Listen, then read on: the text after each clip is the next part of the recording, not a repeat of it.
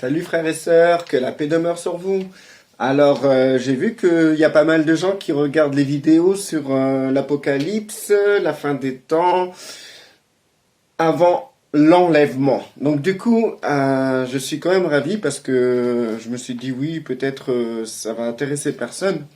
Il y a tellement de vidéos sur ça, tellement de théories. Et du coup, j'amène une approche assez différente et d'une manière différente aussi, hein, d'une manière simple. Je veux que ça soit le plus simple possible et je veux que j'ai pas envie de plonger dans la difficulté des théories, je sais pas quoi, mais par contre je veux que vraiment que ça soit le plus simple possible pour que ça soit compris par tout le monde. Donc du coup, je pars sur cette base que je lis bêtement les passages qui parlent de ce qui va se passer avant l'enlèvement, l'avènement. Donc du coup, j'ai fait d'autres vidéos, donc j'en suis à la 3e. Je vous invite à aller voir les 2 premières, elles sont très intéressantes. Et là, on va rentrer encore plus en profondeur et c'est quelque chose... ça va être une vidéo très intéressante. Je vous invite de la regarder jusqu'au bout. Sachez simplement que toutes les vidéos sont indépendantes. Vous n'êtes pas obligé de regarder les autres pour voir le message que je veux apporter par rapport à ce qui se passe avant l'enlèvement. Ou l'avènement, plutôt l'avènement, parce que c'est l'avènement du Christ, le retour du Christ, qui va provoquer l'enlèvement des saints. Alors on va parler des saints.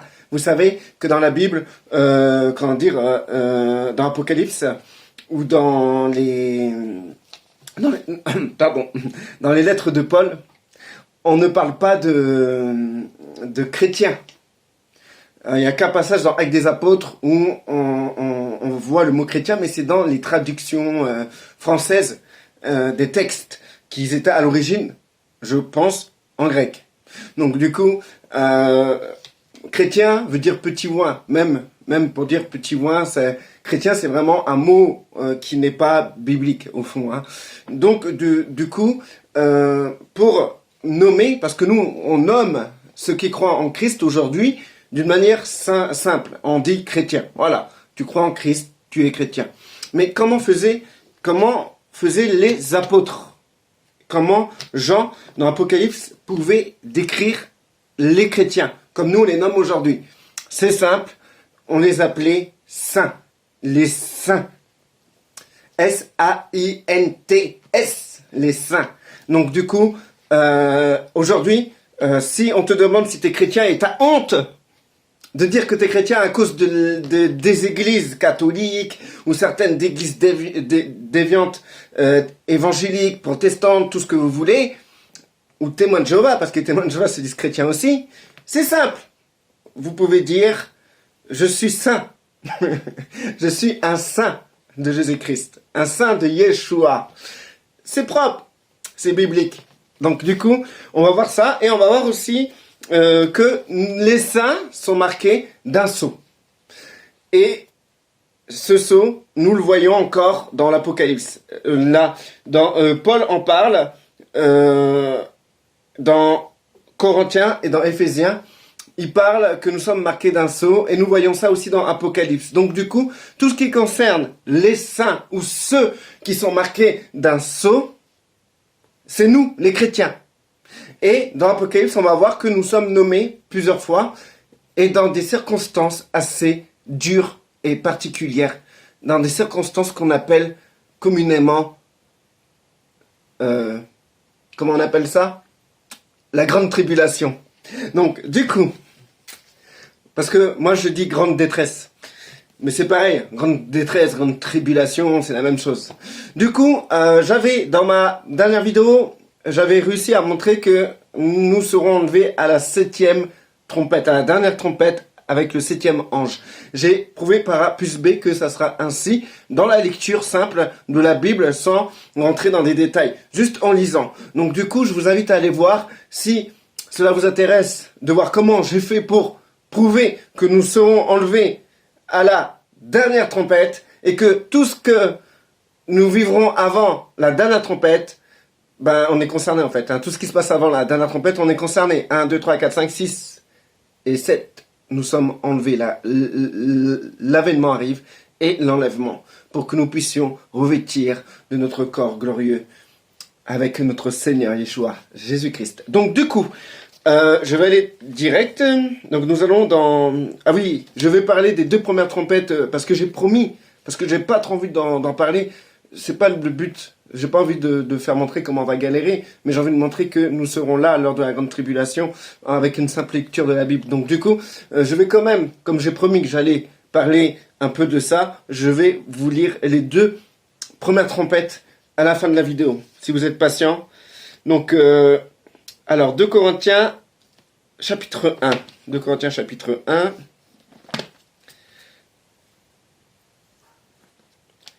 Voilà. Alors si vous voyez que les pages, ils sont d'aller à gauche, je vais à droite, c'est parce que l'image elle est inversée. J'ai oublié de la remettre droite. Normalement là, je fais tourner les pages vers la gauche, mais vous verrez que je fais tourner les pages vers la droite. Donc 2 Corinthiens, oh, c'est juste un détail, hein, c'était pas important. C'était juste pour faire passer le temps. Alors 2 Corinthiens 1.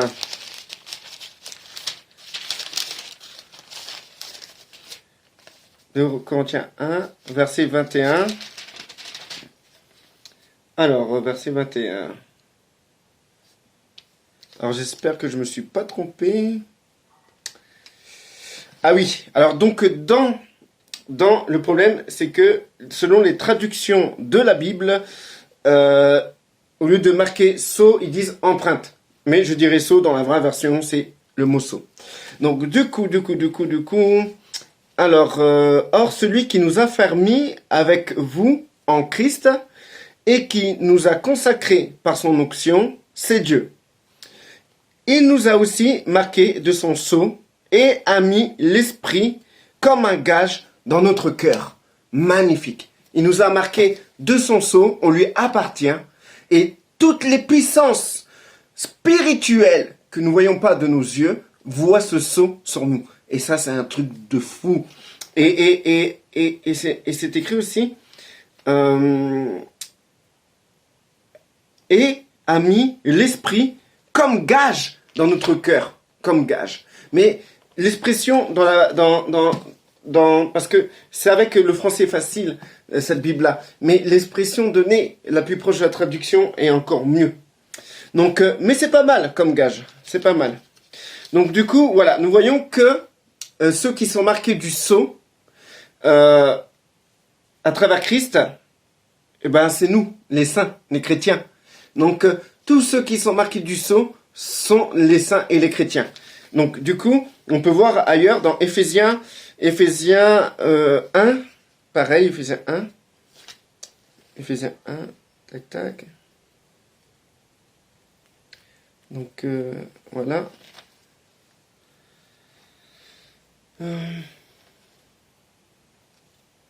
Je pense que j'étais trop loin. Ça avant. Ouais, c'est pas loin ici. Tac, tac, tac. Voilà. Éphésiens 1, verset 13 à 14. Alors, j'avais souligné en plus. Ça, c'est une Bible qu'on m'a offert à mon mariage. D'ailleurs, je remercie tous ceux qui ont donné cet argent pour que je puisse avoir cette Bible.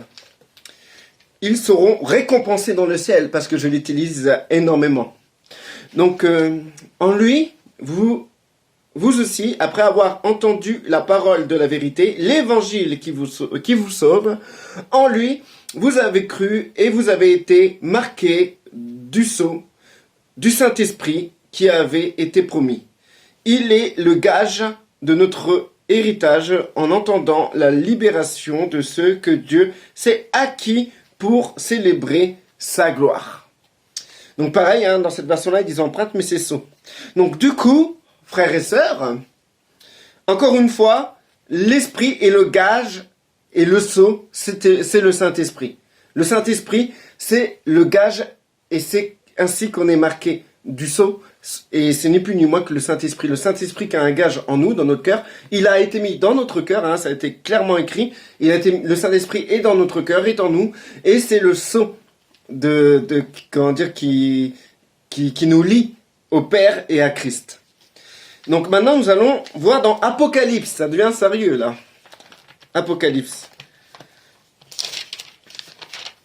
Donc Apocalypse 9. On va commencer par le verset 9. Je mets dans l'ordre que j'ai noté, verset 9, verset 4. Alors. Voilà. Elle reçut l'ordre, donc du coup, là on parle des anges, hein, je pense. Hein. Elle a reçu, non, on parle pas des anges. On parle des, alors là on parle des trompettes. Bon tiens, en parlant des trompettes, c'est quelque chose qui va nous arriver parce que comme je vous ai expliqué, l'avènement, le retour de Christ arrive à la 7e trompette. Allez voir ma deuxième vidéo, et c'est numéroté, hein. C'est marqué Apocalypse, la fin des temps, avant l'enlèvement 2. Donc, vous pouvez le noter sur la barre de recherche, vous trouverez direct, ou vous allez directement sur ma page, sur mon mur, sur YouTube. Donc, du coup, voilà. Donc, là, on va parler du 5e sceau, hein, c'est le 5e sceau, hein, où l'abîme s'ouvre et il y a des bêtes, mais c'est des démons, en fait, hein, c'est spirituel, qui vont attaquer les habitants de la terre. Sauf, alors, on voit dans le verset 4 du chapitre 9, elle reçut l'ordre de ne pas faire le mal à l'herbe de la terre, ni à aucune verdure, ni à aucun arbre, mais seulement aux hommes qui n'avaient pas le sceau de Dieu sur le front. Il leur fut permis, non de les tuer, mais de les tourmenter pendant 5 mois. Donc du coup, là, c'est les bêtes, bah, les sauterelles spirituelles, les démons, vont attaquer les habitants de la terre, sauf ceux qui ont le sceau. Sauf ceux qui ont, et on a vu le sceau, c'est le Saint-Esprit. C'est le gage du Saint-Esprit. C'est ce qui nous marque. C'est ceux qui ont accepté Christ comme Seigneur et Sauveur et qui sont devenus enfants de Dieu. Dieu et notre Seigneur nous a donné l'Esprit qui est dans notre cœur comme gage, comme sceau. Et donc du coup, on voit bien que dans Apocalypse 5, il y aura des gens qui auront ce sceau. Non, Apocalypse 5. À la 5e trompette, il y aura des gens qui auront ce sceau. Donc on sera encore là lors de la 5e trompette. Normal, parce que l'avènement, le retour du Christ arrive à la 7e trompette, frères et sœurs. Donc ensuite, Éphésiens... Ah non, là je... Apocalypse 7. Donc nous allons Apocalypse 7, verset 3.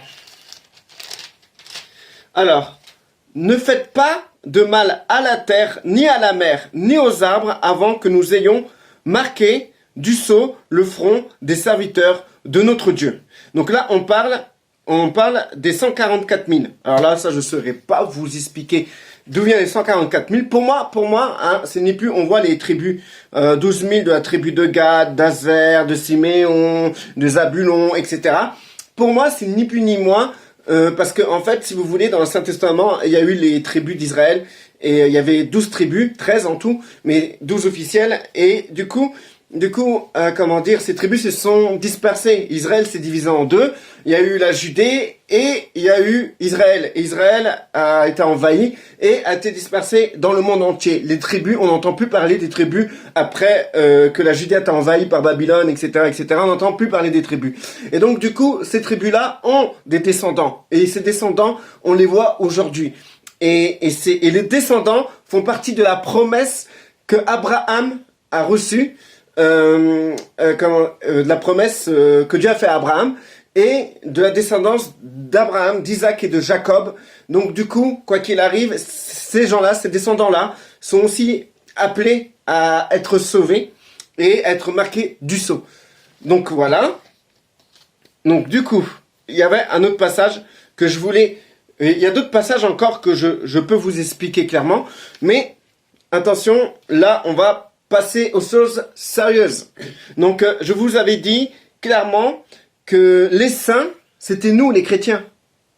Donc, du coup, je vais vous montrer que dans la grande tribulation, les chrétiens seront touchés et attaqués. Donc, du coup, Apocalypse 13, verset 7.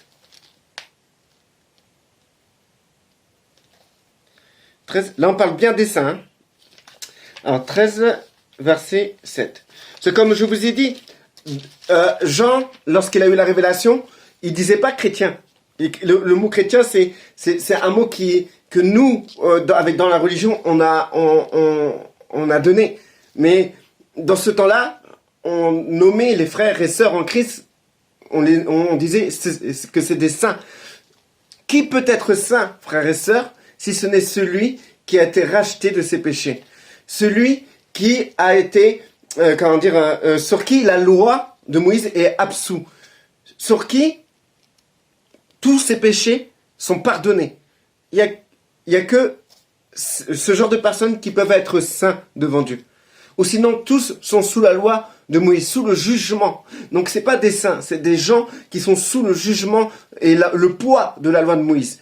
Tous ceux qui sont en Jésus-Christ, Christ a pris sur lui toutes les ordonnances qui nous condamnaient et il nous a libérés de ce fardeau qui est la loi de Moïse en portant lui-même les péchés les péchés des hommes en mourant et en ressuscitant. Donc du coup, pour celui qui accepte par la foi cette alliance avec le Père qui est Jésus-Christ, cette personne-là est complètement graciée.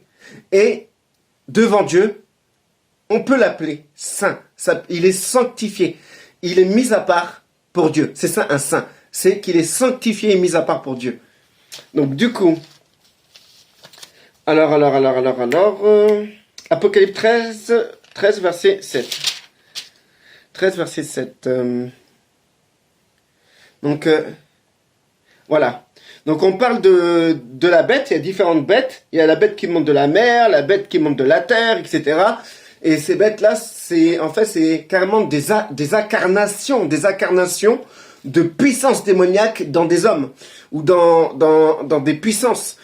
Que ça peut être aussi dans une multitude d'hommes comme dans un seul homme. Donc du coup, il lui fut donné une bouche qui proférait des paroles arrogantes. Là, c'est la bête qui monte de la mer. Et des blasphèmes. Et elle reçut le pouvoir de faire la guerre pendant 42 mois.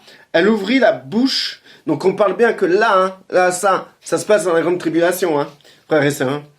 Elle ouvrit la bouche pour proférer des blasphèmes contre Dieu, pour insulter son nom et son tabernacle, ceux qui habitent dans le ciel. Donc là on le voit dans Thessaloniciens, je pense que c'est 2 Thessaloniciens 2. Et dedans on parle de l'homme impie, ce que nous appelons l'antéchrist. Il lui fut permis de faire la guerre aux saints et de les vaincre. Si Jean parlerait avec notre langage évangélique ou chrétien d'aujourd'hui, il dirait clairement, elle ouvrit la bouche pour proférer des blasphèmes contre Dieu, pour insulter son nom et son tabernacle, ceux qui habitent dans le ciel. Il lui fut permis de faire la guerre aux chrétiens et de les vaincre. Donc, quoi qu'il arrive, dans ce passage-là, en plein milieu de la grande tribulation, les saints seront combattus et tués. Et on sera face à cette circonstance très faible. Beaucoup de saints mourront, beaucoup de chrétiens mourront en ce moment-là. Et il faut comprendre clairement que cela, les chrétiens disent, mais non, Dieu permettra un truc pareil et tout, on sera enlevé avant, etc. Frères et sœurs, les premiers chrétiens se sont fait massacrer. Les apôtres qui ont écrit les lettres et tout, la plupart ont été massacrés. Les chrétiens ont toujours été massacrés. Les saints ont toujours été massacrés. Il y a, c'était vraiment un gros bas de sang. Mais aujourd'hui, on est tellement dans la paix qu'on s'imagine pas que ça peut nous arriver un truc pareil. On a l'impression d'être loin de ce genre de phénomène. En réalité, les chrétiens les saints ont toujours, on a toujours fait couler le sang des chrétiens. Toujours. Et quand je dis chrétien, c'est un grand mot. Je parle des saints. Des vrais enfants de Dieu. Ils ont, ça a toujours été comme ça. Les premiers chrétiens ont meurflé. Et nous, parce qu'on est loin de tout ça, on s'imagine pas qu'on peut vivre un truc pareil. Mais bien sûr qu'on peut vivre un truc pareil. C'est parce qu'on vit aujourd'hui dans un monde où la religion évangélique, la religion catholique est bien vue, frères et sœurs. Mais tout va se resserrer à un moment ou à un autre. Et je pense que les gens qui disent « Ouais, il faut aller à l'église le dimanche, nanana », ils pourront plus reprocher aux gens qui vont pas à l'église de pas aller à l'église. Parce qu'eux-mêmes, ils pourront même plus aller à l'église. Comment ils vont faire pour prier le Seigneur et se réunir si leur vie, c'est d'aller à l'église? Parce qu'à un moment ou à un autre, ils pourront plus le faire. Bref. Éphésiens 6, 18. Donc là, c'est pour vous prouver que les saints, c'est bien nous. C'est nous. Je vous ai prouvé à travers le sceau que le sceau, c'est le gage du Saint-Esprit en nous. Donc, du coup, quand on parle de ceux qui ont le sceau, bon, à part dans Apocalypse, quand on parle des 144 000, là, je ne saurais pas vous expliquer clairement, mais ce que je peux vous dire, on parle des tribus, et je sais que dans les tribus, il y a des descendants des tribus qui existent aujourd'hui, et qui sortent du lot, et ces gens-là seront marqués du sceau de Christ. Donc, du coup, alors,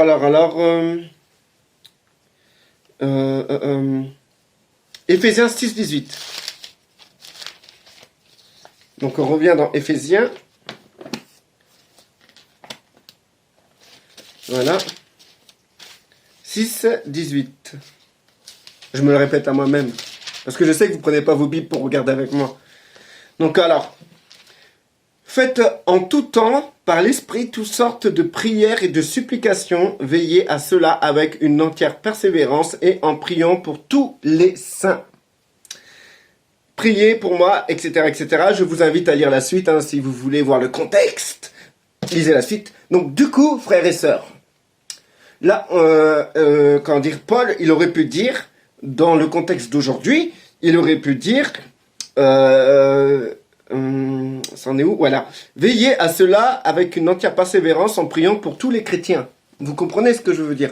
Les saints, c'est les chrétiens. Cherchez pas à comprendre. C'est les vrais chrétiens d'aujourd'hui. Je parle pas des chrétiens de religion, de la religion en général. Ensuite, on peut voir ça dans Colossiens 1,4. Colossiens 1,4.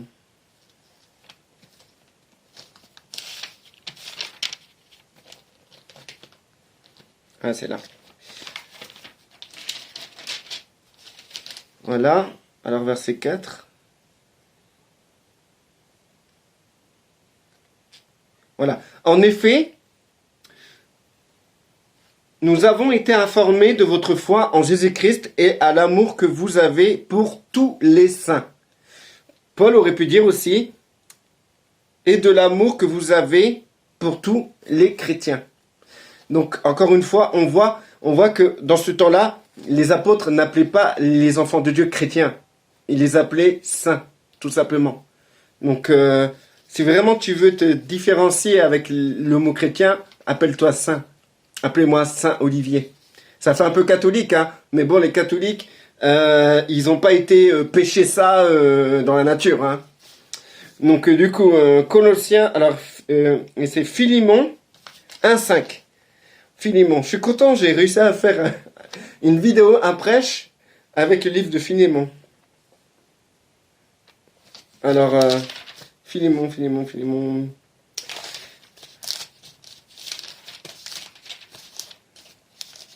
Faut que je le trouve, hein. Alors, c'est là, je suis pas loin, hein. Je suis certain que je suis pas loin. Voilà, ça pratique normalement. C'est pour ça que personne ne fait des prêches sur Philémon. J'ai jamais vu un chrétien dire ouais, t'as qu'à regarder dans Philémon. Je pense que je dois être un des premiers à prêcher sur Philémon. Donc Philémon, c'est dans le Nouveau Testament, frères et sœurs, hein, d'ailleurs. Chapitre 1, verset 5. Donc chapitre 1, verset 5. Donc là, c'est toujours Paul, hein, c'est une lettre de Paul. Hein, il est partout, Paul. Verset 5. Car j'entends parler de ta foi dans le Seigneur Jésus et de ton amour pour tous les saints. Voilà, encore une fois. Je vous ai prouvé par 3 fois que les chrétiens, ceux qu'on dit chrétiens aujourd'hui, dans le temps, on les appelait saints. Donc du coup, parce qu'il n'y avait pas de religion en ce temps-là, il n'y avait pas de congrégation, quoi que ce soit, et donc on les appelait les saints. Donc du coup, on voit bien que dans Apocalypse, lorsque on parle des saints, ça nous concerne nous. Donc je vais vous relire dans Apocalypse 13, 16,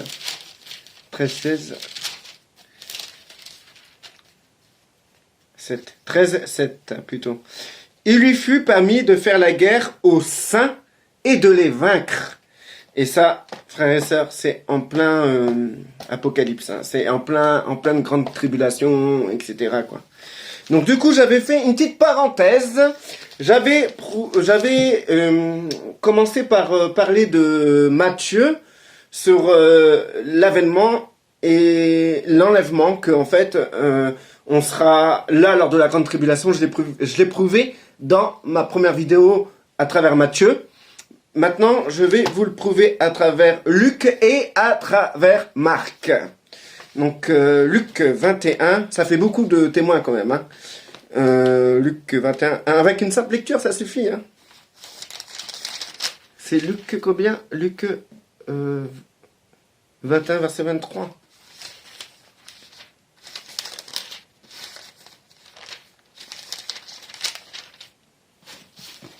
Voilà. Alors comment elle fait? Ah, elle fait 26 minutes la vidéo. Bah écoutez, je vais faire ça sur la prochaine vidéo. Parce qu'elle est trop longue là, 26 minutes ça fait trop. Je sais que les gens, ils ont plus la patience d'écouter des vidéos assez longues. Surtout quand c'est moi qui parle. Donc du coup, je vous lirai la suite. Et je vous avais dit que je vous ferai ça dans Luc et Marc. Je vous amènerai à comprendre qu'on sera là lors de la grande tribulation, c'est clairement dit par Jésus. Donc du coup, maintenant, on va, comment dire, je vais parler des deux premières trompettes, trompette 8, alors c'est Apocalypse 8, je pense, 8, 7, les deux trompettes.